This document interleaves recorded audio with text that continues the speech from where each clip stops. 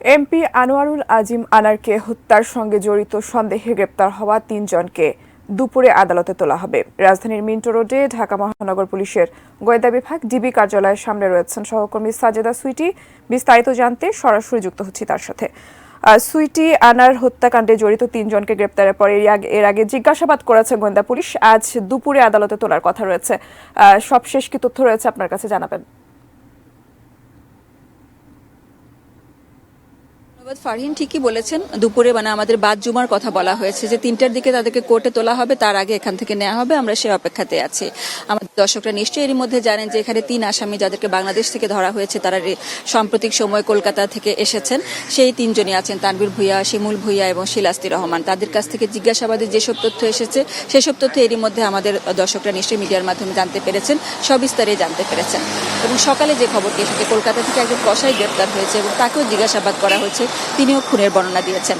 তার মানে হচ্ছে আসামিদের যে খুনের বর্ণনা, এই জায়গাগুলোতে কোনো ফাঁকফোকর আছে কিনা সে ব্যাপারটিও এখন দেখা হবে। যে বিভিন্ন রকমের প্রশ্নোত্তরের আসলে জোড়া লাগানোটার উপরে নির্ভর করছে যে তদন্তটা কোন দিকে যাচ্ছে। যেহেতু তদন্তাধীন ব্যাপার আছে, তারা চাইলেও সবকিছু এখনই প্রকাশ করতে পারবেন না। কিন্তু যতটুকু জানা গেছে যে রোমহর্ষক বর্ণনা আমরা পেয়েছি, তাতে বোঝা যাচ্ছে যে কি এমপি আনার খুবই খারাপ পরিস্থিতিতে ছিলেন শেষের দিকে, এবং তার মেয়েরা যে তাকে অপহরণের মামলা দিয়েছে সেই ব্যাপারটিও এখানে, যে তাদের শেষ কথা হয়েছে এখানে ভিডিও কলে তার মেয়ে ডরিনের সাথে।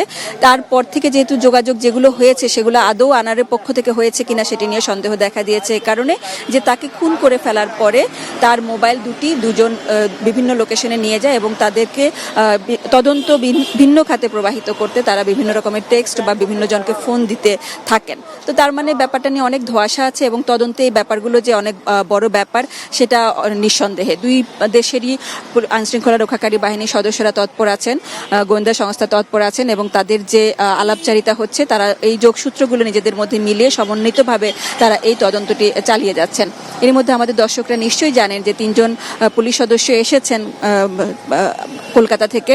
তারা এবং বাংলাদেশের পুলিশ সদস্যরা সব মিলিয়ে যে তথ্যগুলো পাচ্ছেন সেগুলোরই আদান প্রদান হচ্ছে এবং সেগুলোরই যোগ বিয়োগ মেলানোর ব্যাপার হচ্ছে। কবে তিনি গেছেন, আনার 12ই মে বাংলাদেশ ছেড়ে কলকাতাতে গেছেন, এই যে সবকিছু তাকে ঠিক কখন থেকে পাওয়া যাচ্ছে না।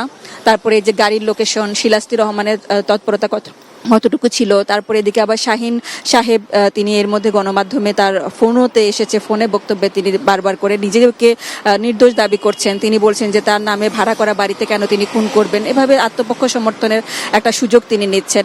সুতরাং এখানে তদন্ত এখনো যে অবস্থায় আছে পুরোপুরি বলা যায় না যে এখনো যা কিছু তথ্য আছে সেটাই সর্বশেষ সত্য বা সেটাই চূড়ান্ত সত্য, এভাবে বলে দেওয়ার মতো কিছু নেই।